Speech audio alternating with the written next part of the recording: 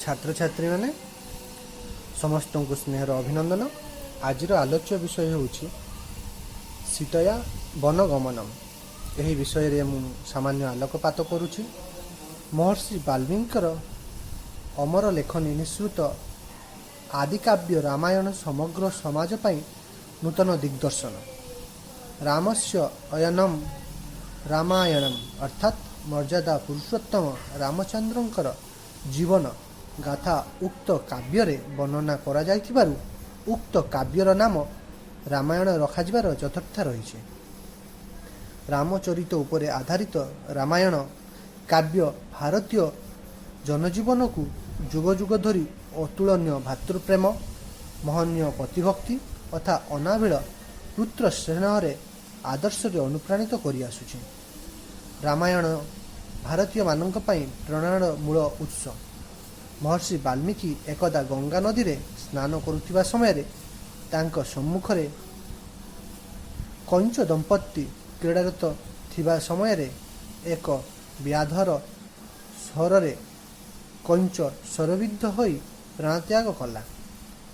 कंचीर करुण विलापरे वाल्मीकि दुखरे म्रियमाण होई पड़िथिले। सही समय महापुरुष वाल्मीकि मुखरु निर्गत होइतिला आदिकाव्य रामायणर प्रथम श्लोक। माँ निषाद प्रतिष्ठां त्वमगमा शाश्वती समा जत् कंच मिथुनादेक मविधि काम महितम। अर्थात वाल्मीकि से व्याध को अभिशाप दे कहिथिले, हे व्याध, प्रणय क्रीड़ारे रत थिबा सही कंच दंपति को परस्पर ठारू अलगा करिथारु तुम्हें अनंत काल पर्यंत शांति पाई परिबो नाही। आदिकवि वाल्मीकिंकर रामायण 7 कोटी कांडरे विभक्त। बालकांड, अयोध्याकांड, अरण्यकांड, किष्किंधाकांड, सुंदराकांड, युद्धकांड, उत्तराकांड। वर्तमान उपलब्ध वाल्मीकि रामायण रे 24,000 श्लोक रही।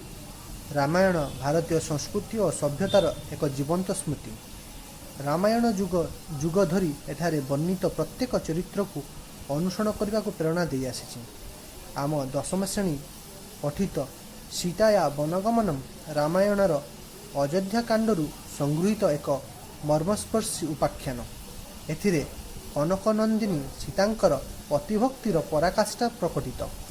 पुरुषोत्तम रामचंद्र निजर सत्यनिष्ठ पिता दशरथंकर प्रतिज्ञा पालन करने निमंते दुर्गम वन को जीवाकू उद्यत हुअन्ते सती स्वाधी सीता मध्य निज पति रामचंद्रंकर सहित विपदपूर्ण वन को जीवापाई अकाट्य युक्ति उपस्थापन करथिले एवं पतिंक सह वन को गमन करी जड़े उत्तम सहधरणीर कर्तव्य पालन करिसंती। तेणु उक्त पाठांशर नामकरण सीताया वनगमनम यथार्थ रही अछि।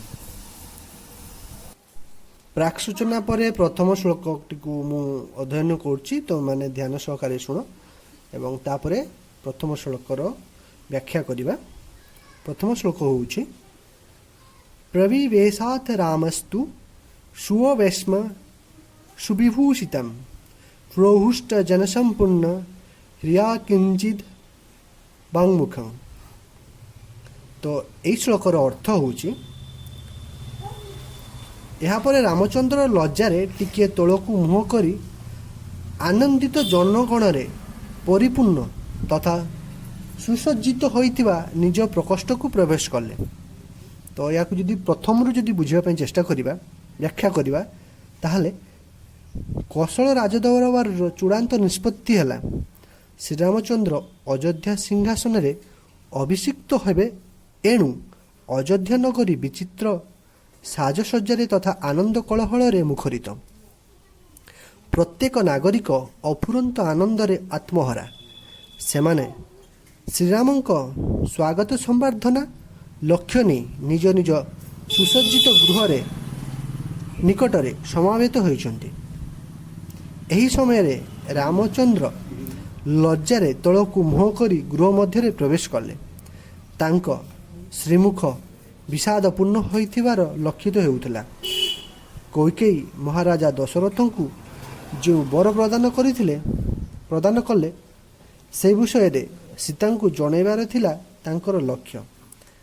ଏହାପରେ ହେଉଛି ଦ୍ୱିତୀୟ ଶ୍ଲୋକ। ଅଥୋ ସୀତା ସମୁତ୍ପତ୍ତ୍ୟୋ ବେପମାନା ଚତଂପତିମ୍ ଅପଶ୍ୟ ଛକସନ୍ତପ୍ତଂ ଚିନ୍ତା ବ୍ୟାକୁଳେ ତ୍ରେନ୍ଦ୍ରିୟମ୍।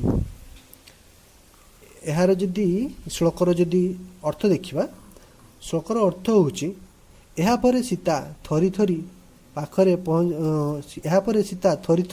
ପାଖରେ ପହଞ୍ଚି ଦୁଃଖରେ ଉଦ୍ବିଗ୍ନ ଓ ଚିନ୍ତାରେ ବିଚଳିତ ହୋଇପଡ଼ିଥିବା ସେହି ପତିଙ୍କୁ ଦେଖିଲେ। ବ୍ୟାଖ୍ୟା ଯଦି ଏହାର କରିବା, ବନଯାତ୍ରାର ଦୁଃଖ ସମ୍ବାଦ ଦେଇ ଶ୍ରୀରାମଚନ୍ଦ୍ର ଚିନ୍ତିତ ଅବସ୍ଥାରେ ଗୃହରେ ପ୍ରବେଶ କରିବା ବେଳେ ସୀତା ତାଙ୍କୁ ଦେଖି ଆତଙ୍କିତ ହୋଇପଡ଼ିଲେ। ଉଦ୍ବେଗ ଓ ଆଶଙ୍କାରେ ସେ ଥରି ଥରି ଆସନରୁ ଉଠି ରାମଙ୍କ ନିକଟତର ହେଲେ। ନିଜର ପ୍ରିୟ ସ୍ୱାମୀଙ୍କ ମଳିନ ମୁଖ, ଚିନ୍ତାକୁଳ ମନ ଓ ଦୀପ୍ତିହୀନ ସର୍ବାଙ୍ଗ ରୂପ ଦେଖିଥିଲେ।